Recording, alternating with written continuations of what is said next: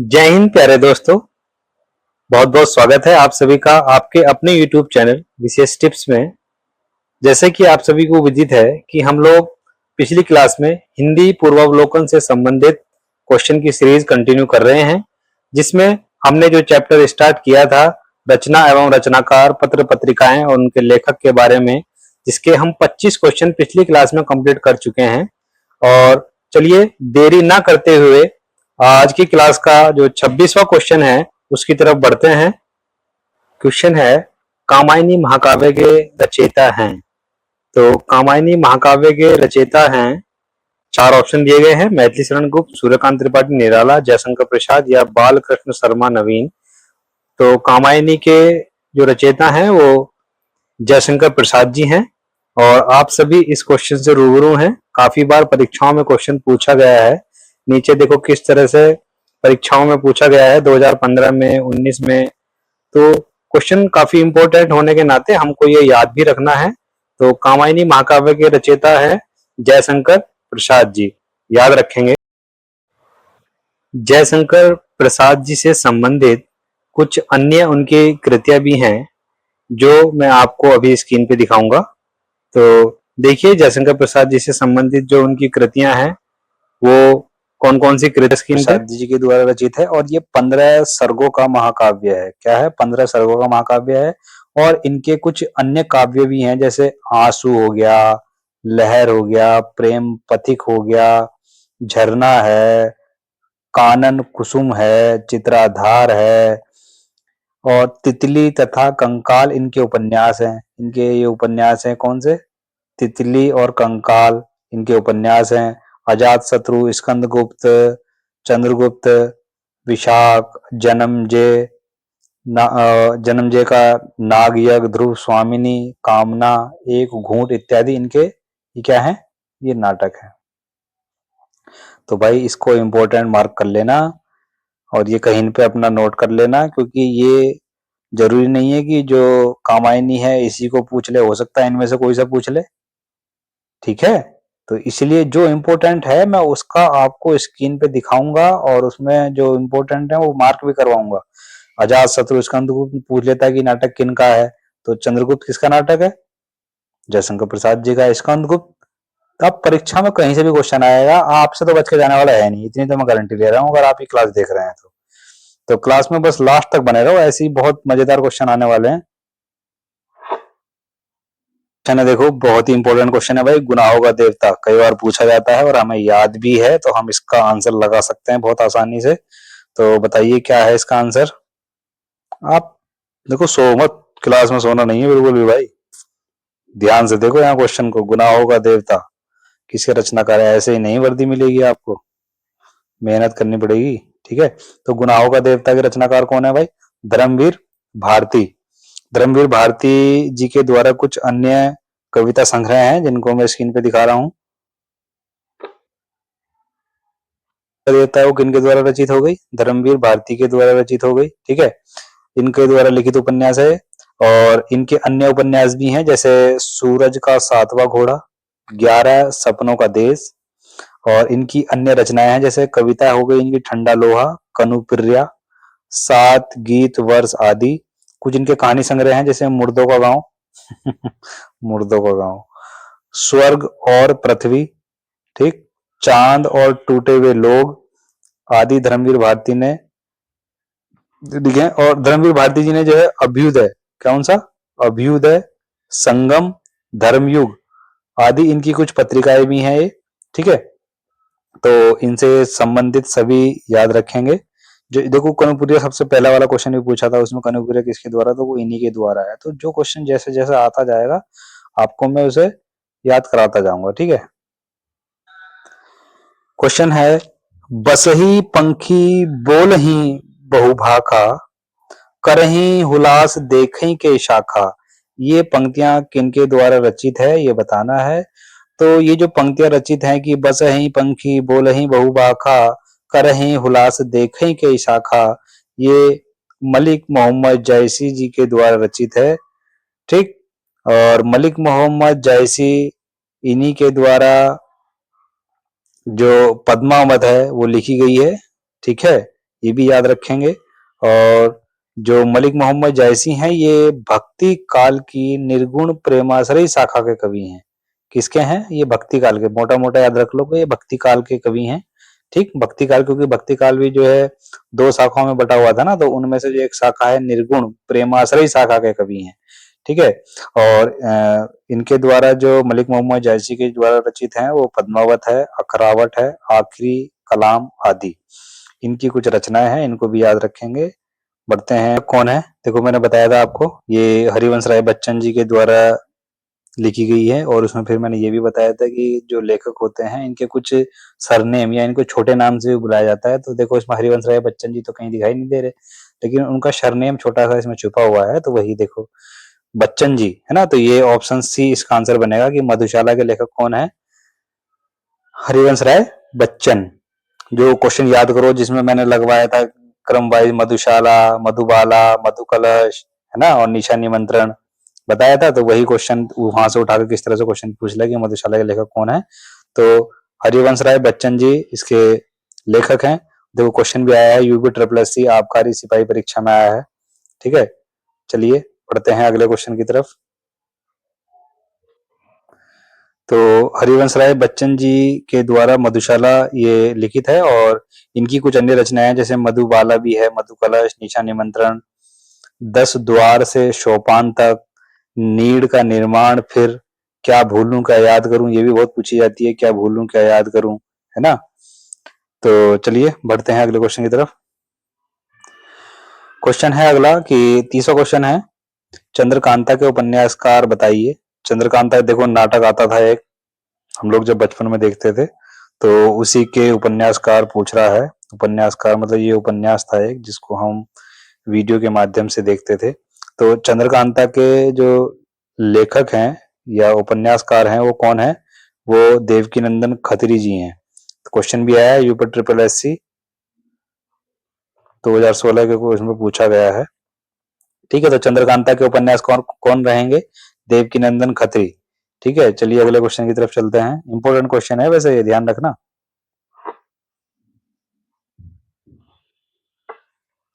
अगले क्वेश्चन की तरफ चलते हैं। मिलजुल मन किसकी रचना है? मिलजुल मन, मिलजुल मन, मिलजुल मन किन की रचना है?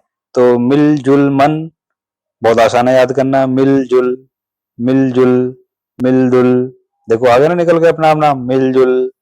तो किसकी है? मृदुला गर्ग की रचना है। ठीक है, याद रखेंगे।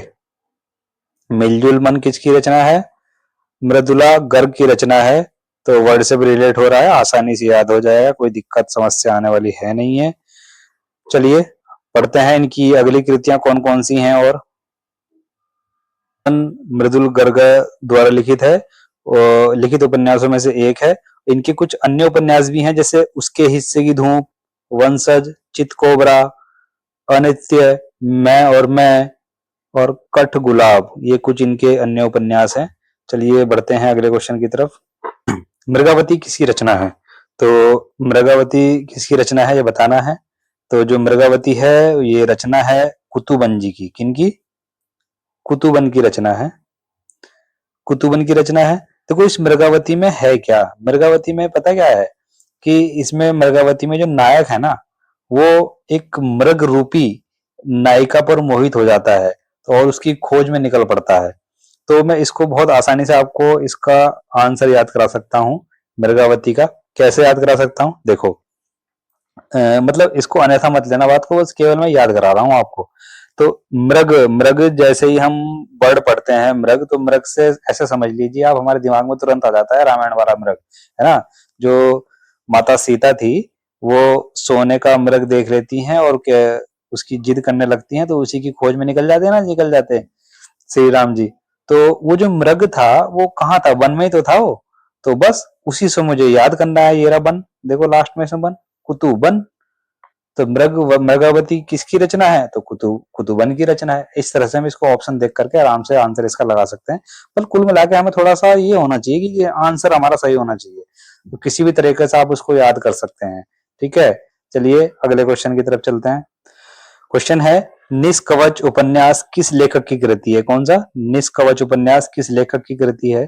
तो ये जो निष्कवच उपन्यास है ये है राजी सेठ। राजी सेठ, राजी सेठ उपन्यास के उपन्यासकार हैं, इसके निष्कवच के। कौन है? राजी सेठ। अच्छा, इन राजी सेठ के द्वारा कुछ अन्य उपन्यास भी हैं इनके द्वारा लिखित। कौन कौन से हैं? जैसे खाली लिफाफा, गमे हयात, गमे हयात ने मारा, क्या बात है, तत्सम, तत्सम, तत् ऐसे लिखा हुआ है, तत्सम। ठीक है भाई, तो ये भी इनकी जो है एक उपन्यास है, गमे हयात ने मारा। ठीक है, तो याद रखेंगे कौन कौन से, खाली लिफाफा, गमे हयात ने मारा, तत्सम। ठीक है, ये इनके द्वारा उपन्यास लिखित हैं। और चलिए बढ़ते हैं अगले क्वेश्चन की तरफ। अगला क्वेश्चन है, निम्नलिखित में से कौन सा निबंध हजारी प्रसाद द्विवेदी का नहीं है? हजारी प्रसाद द्विवेदी के द्वारा लिखित नहीं है, वो बताना है। तो देखो, ऐसे क्वेश्चन बड़े ध्यान से पढ़ने होते हैं जिसमें नहीं लिखा होता। कई बार हम लगा देते हैं जल्दबाजी में आंसर, मान लीजिए हजारी प्रसाद द्विवेदी का नहीं है, तो हम तो हमें याद है अशोक के फूल, तो तुरंत लगा के चले आएंगे, फिर बाद में देखेंगे अरे यार इसमें नहीं है। तो इसलिए क्वेश्चन को ध्यान से पढ़ना है, 2-3 सेकंड ही तो लगती है भाई, लेकिन क्वेश्चन तो गलत नहीं हो कम से कम। तो बताना है भाई इसमें कि हजारी प्रसाद द्विवेदी का नहीं है, कौन सा नहीं है वो बताना है। अशोक के फूल तो है, कुटज भी है, विचार प्रवाह भी है, व्रत और विकास ये हजारी प्रसाद द्विवेदी का नहीं है। ठीक है, तो ये अपना आंसर बन जाएगा कि ये नहीं है, बाकी ये भी है, ये भी है और ये भी है। ठीक है, चलिए बढ़ते हैं अगले क्वेश्चन की तरफ। तो दोस्तों, हमारा अगला क्वेश्चन है 35। 35 क्वेश्चन क्या कह रहा है कि महादेवी वर्मा को ज्ञानपीठ पुरस्कार किस कृति पर मिला है? तो किस कृति पर इनको ज्ञानपीठ पुरस्कार मिला है? तो ज्ञानपीठ पुरस्कार जो मिला है वो इनको यामा कृति के लिए मिला है। किसके लिए मिला है भाई? यामा कृति के लिए मिला है। और ये जो यामा कृति पे मिला है, ये कौन से वर्ष में मिला है इनको यामा पे? तो ये मिला है 1982, 1982 ईस्वी में इनको ये ज्ञानपीठ पुरस्कार से सम्मानित किया गया है। और यामा एक जो कविता संग्रह है, जिसमें महादेवी वर्मा द्वारा रचित उनके 4 कविता संग्रह हैं, जिसमें निहार, निर्जा, रश्मि और सांध्य गीत में से है। ठीक है, तो बात समझ पाए होंगे आप। लेकिन ये क्वेश्चन इंपॉर्टेंट मार्क कर लेना भाई, बहुत कई बार पूछा जाता है कि ज्ञानपीठ पुरस्कार महादेवी वर्मा जी को कौन सी कृति के लिए मिला है? तो 1982 में यामा कृति के लिए मिला है, तो इसको याद रखेंगे। ठीक है, 36 की परमाल रासो किसके द्वारा रचित है? तो जो परमाल रासो है ये जगनिक के द्वारा रचित है। और इस परमाल रासो का जो इनमें से एक भाग का नाम आलाखंड है। तो परमाल रासो का जो एक भाग है उसका नाम क्या है? आल्हा खंड। मैं लिख देता हूं, आधा ल है, आला खंड। ठीक है, परमाल रासो का एक भाग है ये, आला खंड। ठीक है, तो याद रखेंगे कि परमाल रासो किसके द्वारा रचित है? ये जगनिक के द्वारा रचित है। बढ़ते हैं अगले क्वेश्चन की तरफ। 37वां क्वेश्चन है कि कितनी नावों में कितनी बार ये रचना को किस पुरस्कार से सम्मानित किया गया है? तो कितनी नावों में कितनी बार, बहुत अच्छा क्वेश्चन है ये, कितनी नावों में कितनी बार रचना को किस सम्मान से पुरस्कारित किया गया है? देखो, जितने पुरस्कार है ना, ज्ञानपीठ पुरस्कार, व्यास सम्मान, सरस्वती सम्मान, ये सब हिंदी के साहित्य क्षेत्र के अंतर्गत जो है ये पुरस्कार दिए जाते हैं। तो बताओ इसमें कि कितनी नावों में कितनी बार ये किस पुरस्कार, इसमें इन्हें मतलब कौन सा पुरस्कार से सम्मानित किया गया है इस रचना को, कितनी नावों में कितनी बार? तो कितनी नावों में कितनी बार को जो सम्मानित किया गया है, ये ज्ञानपीठ पुरस्कार से सम्मानित किया गया है। किससे सम्मानित किया गया है? ज्ञानपीठ पुरस्कार से सम्मानित किया गया है। अच्छा, अब ये पूछा जाए, ये भी तो पूछा जा सकता है कि कितनी नावों में कितनी बार, ये किसकी रचना है? तो ये किसकी है? ये सच्चिदानंद हीरानंद वात्स्यायन अज्ञे जी की रचना है ना? या शॉर्ट में भी याद रख सकते हैं, अज्ञे जी के नाम से इनको जाना जाता है। तो कितनी नावों में कितनी बार, अज्ञे, इसको भी हम देखो, याद कराने का तरीका हमारे पास है। कितनी नावों में कितनी बार संख्या पूछ रहा है, हमें पता नहीं, तो हम क्या याद कर सकते हैं? अज्ञ। हाँ भैया, हमें नहीं पता इसका, अज्ञ, हमें ज्ञान नहीं है, अज्ञ। ठीक है, तो ये आपको याद कराने का तरीका है इसमें कि मैं किस तरह से याद करा सकता हूँ। तो इसके रचयिता कौन हो जाएंगे? सच्चिदानंद हीरानंद वात्स्यायन अज्ञे। तो इनके द्वारा अज्ञे जी के द्वारा ये रचित है और ज्ञानपीठ पुरस्कार से सम्मानित किया गया इनकी इस रचना को। और कौन से वर्ष में? वर्ष भी तो पूछा जा सकता है भाई साहब। तो वर्ष हो जाएगा आपका 1978, 1978 में। याद रखेंगे, ठीक है। 1978 में कितनी नावों में कितनी बार को ज्ञानपीठ पुरस्कार से सम्मानित किया गया। और ये किसकी कृति है? ये सच्चिदानंद हीरानंद वात्स्यायन अज्ञे जी की कृति है। चलिए बढ़ते हैं अगले क्वेश्चन की तरफ।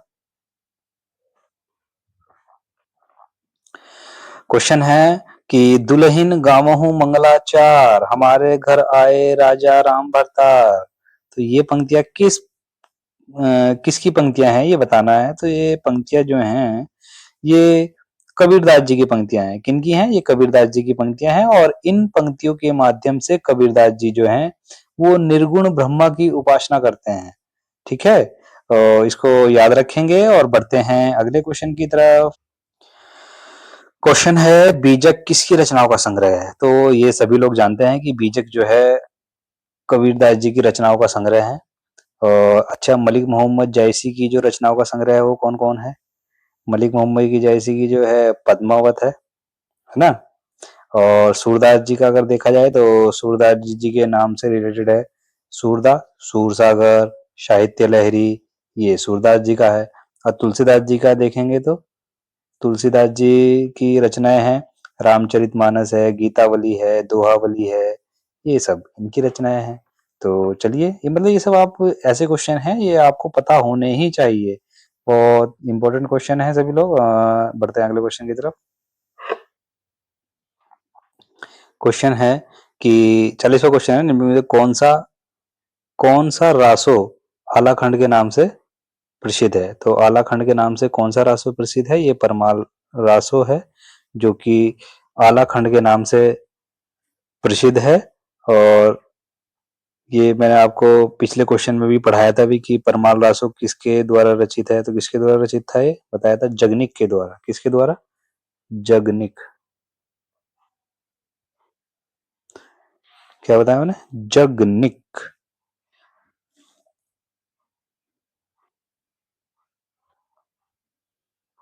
जगनिक जी के द्वारा ये रचित है परमाल रासो।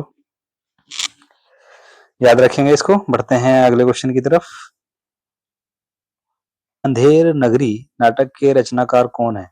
सभी को पता है इसका आंसर, सब लोग जानते भी हैं। तो अंधेर नगरी ये भारतेंदु हरिश्चंद्र जी इसका आंसर है। भारतेंदु हरिश्चंद्र जी के द्वारा कुछ अन्य कृतियां भी हैं जो इनके द्वारा लिखी गई हैं। तो मैं आपको स्क्रीन पे दिखाता हूँ। हरिश्चंद्र जी के द्वारा जो लिखित है वो अंधेर नगरी है। और कुछ अन्य भी हैं, जैसे इसमें है कर्पूर मंजरी, भारत जननी, वैदिक हिंसा, हिंसा न भवति और भारत दुर्दशा। ये कुछ इंपॉर्टेंट हैं, तो इनको याद रखेंगे भारतेंदु हरिश्चंद्र जी के लिए। चलिए बढ़ते हैं अगले क्वेश्चन की तरफ। तो क्वेश्चन है 42वां क्वेश्चन है, वीरों का कैसा हो बसंत कविता किसने लिखी है? तो ये वीरों का कैसा हो बसंत ये सुभद्रा कुमारी चौहान जी के द्वारा लिखित है। और ये देखो UP TET exam first paper में आया हुआ 2017 का क्वेश्चन है। एक भी क्वेश्चन मैं आपको ऐसा नहीं कराऊंगा जो परीक्षा में ना आया हो। सारे के सारे क्वेश्चन इंपॉर्टेंट रहेंगे जो परीक्षाओं में आए हैं।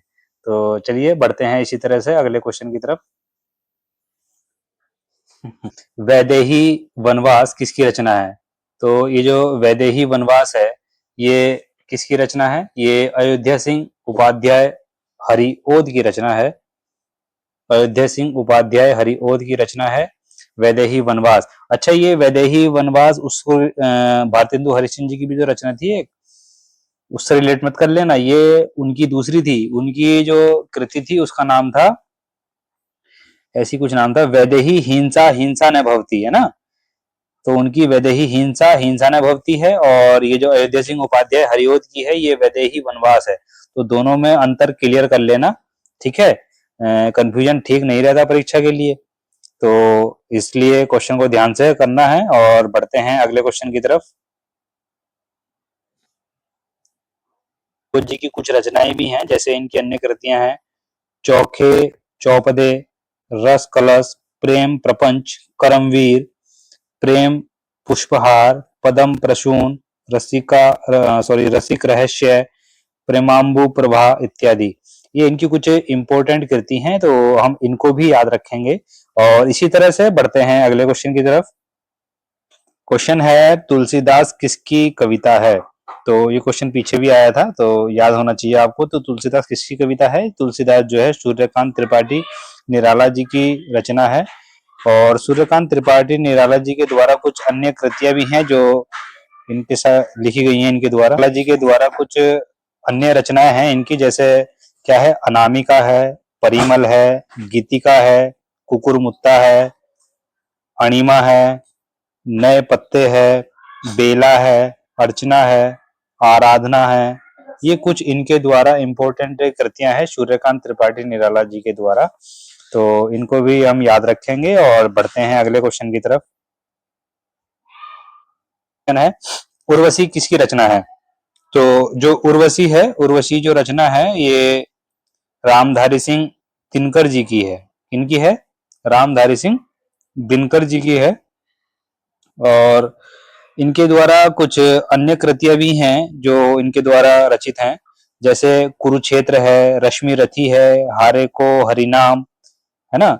ये हम इन तीनों को याद रखेंगे, कुरुक्षेत्र, रश्मि रथी, हारे को हरिनाम। तो चलिए बढ़ते हैं अगले क्वेश्चन की तरफ। क्वेश्चन है कौन सी कृति महादेवी वर्मा जी की है? तो चार ऑप्शन है, निहार, साकेत, कामायनी और प्रियप्रवास। तो जिसका आंसर बनेगा वो बनेगा ये ऑप्शन नंबर ए, निहार। निहार जो है ये महादेवी वर्मा जी की कृति है। अच्छा, साकेत किसकी है? साकेत जो है ये मैथिली शरण गुप्त की रचना है। कामायनी ये जयशंकर प्रसाद जी की है। और साकेत किसको बताया मैंने? मैथिली शरण गुप्त जी की है। अच्छा, प्रिय प्रवास किसकी है? प्रिय प्रवास जो कृति है ये आपकी किसकी है? ये अयोध्या सिंह उपाध्याय हरिओद की है। अयोध्या सिंह उपाध्याय हरिओद जी की ये कृति है। ठीक है। अच्छा, ये जो निहार है, इस निहार में यदि मैं इसको निहारिका लिख दूं, तो निहारिका अगर मैं लिख दूं तो फिर ये किसकी कृति बन जाएगी? तो ये बन जाएगी सुधाकर पांडे की। क्या बता रहा हूं मैं? निहारिका, ए ऐसे लिखा है, निहारिका। अगर ये हो तो ये किसकी कृति बन जाएगी? ये बन जाएगी सुधाकर पांडे जी की। सुधाकर पांडे जी की। तो याद रखेंगे इस क्वेश्चन से कि महादेव वर्मा की कृति कौन सी है? निहार। और इस निहार को यदि मैं निहारिका कर दूं तो ये सुधाकर पांडे जी की बन जाएगी। साकेत किसकी है? ये मैथिली शरण गुप्त की जी की है। कामायनी किसकी है? जयशंकर प्रसाद जी की है। प्रिय प्रवास अयोध्या सिंह उपाध्याय हरिओद जी की। तो याद रखेंगे इस क्वेश्चन से। ये 5-6 पॉइंट बताए हैं मैंने, याद रखेंगे। ठीक है, बढ़ते हैं अगले क्वेश्चन की तरफ। क्वेश्चन है कि लेखक और उसकी रचना का कौन सा जोड़ा गलत है? गलत जोड़ा बताना है। जैसे पहला है संस्कृति के 4 अध्याय, ये रामधारी सिंह दिनकर की है। ये बात बिल्कुल सही है। रसज्ञ रंजन ये आचार्य महावीर प्रसाद द्विवेदी की है। ये भी बात सही है। तीसरा है स्कंद गुप्त। स्कंद गुप्त ये लक्ष्मी नारायण जी की बता रहे हैं। ना ना ना ना ना, ये गलत है। ये किसका है स्कंद गुप्त? ये स्कंद गुप्त तो जयशंकर प्रसाद जी का, इसलिए ऑप्शन यही आपका आंसर बन जाएगा। और अशोक के फूल ये हजारी प्रसाद द्विवेदी, ये भी सही है आपका। ठीक है, तो इस क्वेश्चन से हमारा आंसर क्या बनेगा कि स्कंद गुप्त जो है वो लक्ष्मी नारायण जी का नहीं है। किसका है? जयशंकर प्रसाद जी का। तो चलिए बढ़ते हैं अगले क्वेश्चन की तरफ। अगला क्वेश्चन है कवि और उसकी रचना का कौन सा जोड़ा सही नहीं है? सही नहीं है पहचानना है। तो जैसे यहाँ पे लिखा हुआ है कि शिवराज भूषण, क्या भूषण जी ने लिखा है? हाँ बिल्कुल सही, इन्होंने लिखा है। शब्द रसायन देव जी ने बिल्कुल लिखा है। परिमल सूर्यकांत त्रिपाठी निराला जी के द्वारा, बिल्कुल सही है। और ये उद्धव शतक ये भारतेंदु हरिश्चंद्र जी के द्वारा नहीं लिखा गया। किनके द्वारा लिखा गया है? ये उद्धव शतक जो लिखा गया है, ये लिखा गया है जगन्नाथ। किनके द्वारा? जग आधा न पूरा नाथ, जगन्नाथ। ठीक है भाई, किनके द्वारा लिखा गया है?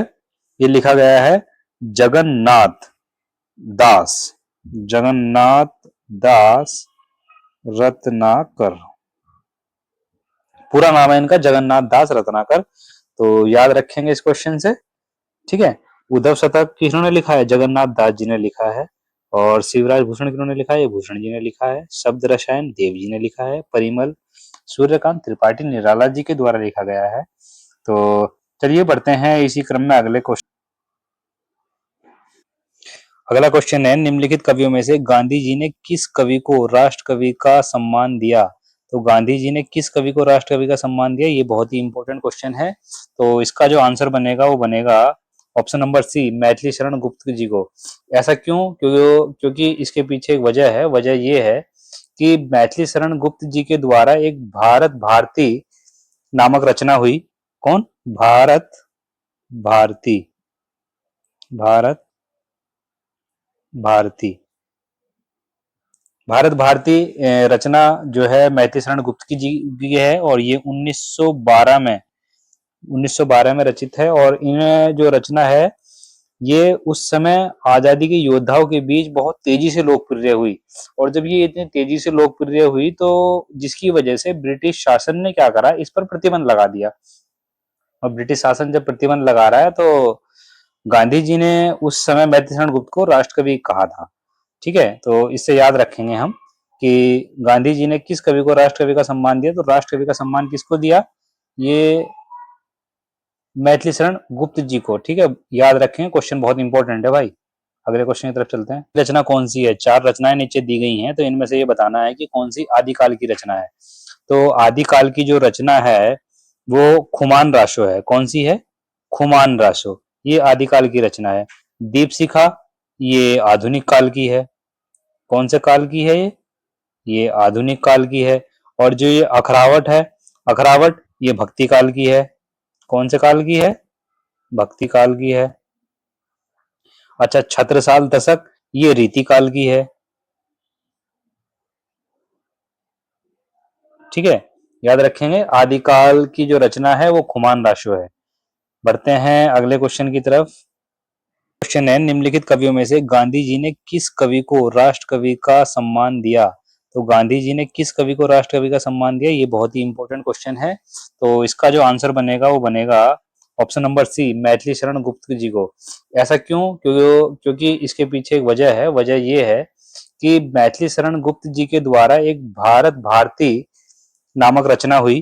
कौन? भारत भारती। भारत भारती।